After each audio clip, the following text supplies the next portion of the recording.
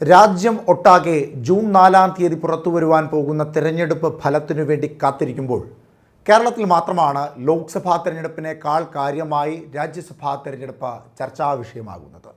കേരളത്തിലെ പ്രബലമായ LDFും UDFും ഇപ്പോൾ രാജ്യസഭാ സീറ്റിനെ ചൊല്ലിയുള്ള വലിയ ചർച്ചയ്ക്കും തർക്കത്തിനും ഭാഗമായിക്കൊണ്ടിരിക്കുകയാണ്.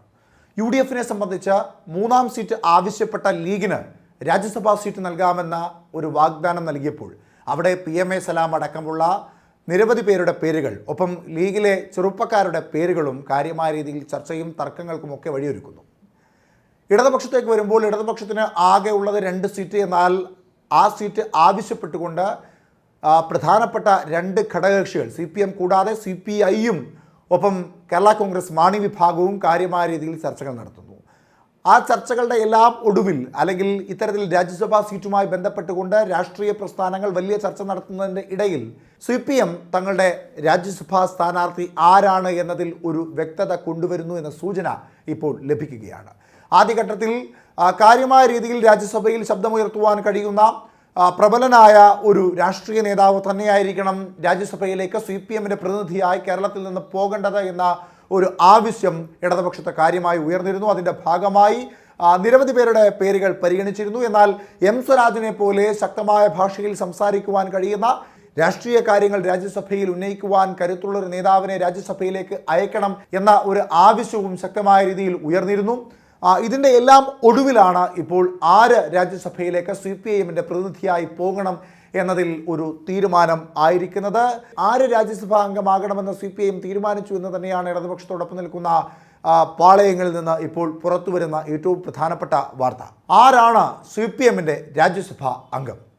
M സ്വരാജിനോടൊപ്പം തന്നെ ഇടതുപക്ഷത്ത് കാര്യമായ രീതിയിൽ ചർച്ചാ വിഷയമായ പേര് CPM സംസ്ഥാന സെക്രട്ടേറിയറ്റ് അംഗവും പാർട്ടി മുഖപത്രത്തിൻ്റെ ചീഫ് എഡിറ്ററുമായ പുത്തലത്ത് ദിനേശിൻ്റെ പേരാണ്. അദ്ദേഹമായിരിക്കും രാജ്യസഭയിലേക്ക് ഇടതുപക്ഷ പ്രതിനിധിയായി മത്സരിക്കുവാൻ പോകുന്നത് എന്ന വാർത്തയാണ് ഇപ്പോൾ പ്രചരിക്കുന്നത്. ഇത് കണക്കിലെടുത്താണ് സെക്രട്ടേറിയറ്റ് അംഗമായ M സ്വരാജിനെ പാർട്ടി മുഖപത്രത്തിൻ്റെ റെസിഡന്റ് എഡിറ്റർ ചുമതല ഏൽപ്പിക്കുവാനുള്ള തീരുമാനത്തിലേക്ക് പാർട്ടി എത്തിയിരിക്കുന്നത്.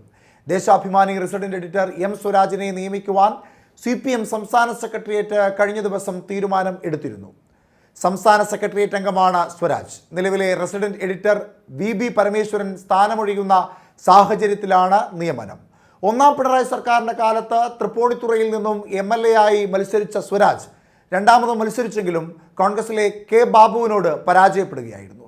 പരാജയത്തിൻ്റെ കാരണങ്ങളായി അന്ന് അദ്ദേഹം ഉയർത്തിക്കാട്ടിയിരുന്നത് ശബരിമല വിഷയമടക്കമുള്ള പല കാര്യങ്ങളായിരുന്നു. എന്നാൽ കോടതി വിധി M സ്വരാജിന് എതിരാവുകയും K ബാബു തന്നെ തൃപ്പൂണിത്തുറയുടെ MLA ആയി തുടരുകയും ചെയ്തു. 2016 മുതൽ 2022 വരെ 6 വർഷം മുഖ്യമന്ത്രി പിണറായി വിജയൻ്റെ പൊളിറ്റിക്കൽ സെക്രട്ടറി ആയിരുന്ന പുത്തലത്ത് ദിനേശൻ 1969 ഡിസംബർ 30 വടകരയിലെ മേമുണ്ടയിൽ TH കുഞ്ഞിരാമൻ നമ്പ്യാരുടെയും ദേവിയമ്മയുടെയും ഇളയ മകനായാണ് ജനിച്ചത്. വടകര മേമുണ്ട HSSൽ നിന്ന് ബിരുദവും കാലിക്കറ്റ് സർവകലാശാല ക്യാമ്പസിൽ നിന്ന് PGയും തിരുവനന്തപുരം ലോ അക്കാദമിയിൽ LLBയും പൂർത്തിയാക്കിയ അദ്ദേഹം സ്റ്റുഡൻസ് ഫെഡറേഷൻ ഓഫ് ഇന്ത്യയിലൂടെയാണ് രാഷ്ട്രീയത്തിലേക്ക് ചുവടുവെച്ചത്. 2000-ലും 2001-ലും ആലപ്പുഴയിലും തിരുവല്ലയിലും നടന്ന സംസ്ഥാന സമ്മേളനത്തിൽ 2 വർഷം സ്റ്റുഡൻസ് ഫെഡറേഷൻ ഓഫ് ഇന്ത്യയുടെ സംസ്ഥാന പ്രസിഡന്റായി. പിന്നീട് സ്റ്റുഡൻസ് ഫെഡറേഷൻ്റെ അഖിലേന്ത്യാ വൈസ് പ്രസിഡന്റായി. കാലിക്കറ്റ് യൂണിവേഴ്സിറ്റി യൂണിയൻ ജനറൽ സെക്രട്ടറിയായും പിന്നീട് അദ്ദേഹം ചുമതല വഹിച്ചിരുന്നു. 2015-ൽ കമ്മ്യൂണിസ്റ്റ് പാർട്ടി ഓഫ് ഇന്ത്യ മാർക്സിസ്റ്റിൻ്റെ സംസ്ഥാന കമ്മിറ്റി അംഗമായി. 2016-ൽ പിണറായി വിജയൻ അധികാരമേറ്റപ്പോൾ കേരള മുഖ്യമന്ത്രിയുടെ പൊളിറ്റിക്കൽ സെക്രട്ടറി പദവി അലങ്കരിച്ചതും അദ്ദേഹത്തിൻ്റെ ശ്രദ്ധേയമായ നേട്ടങ്ങളിൽ ഒന്നാണ്. എന്തായാലും രാഷ്ട്രീയ കേരളത്തിൽ രാജ്യസഭാ സീറ്റിനെ ചൊല്ലിയുള്ള ചർച്ചകൾ കാര്യമായി നടക്കുമ്പോൾ CPIയും കേരള കോൺഗ്രസ് എമ്മും മുസ്ലിം ലീഗുമൊക്കെ രാജ്യസഭാ സീറ്റ് സ്ഥാനാർത്ഥിയായി ആരെ മത്സരിപ്പിക്കണമെന്നും സീറ്റ് തങ്ങൾക്ക് വേണമെന്ന ആവശ്യമൊക്കെ ഉന്നയിച്ചുകൊണ്ട് വലിയ ചർച്ചകളും തമ്മിലടിയുമൊക്കെ നടത്തുമ്പോൾ CPM അതിൽ കൃത്യമായ ഒരു രേഖ വരയ്ക്കുക തന്നെയാണ്.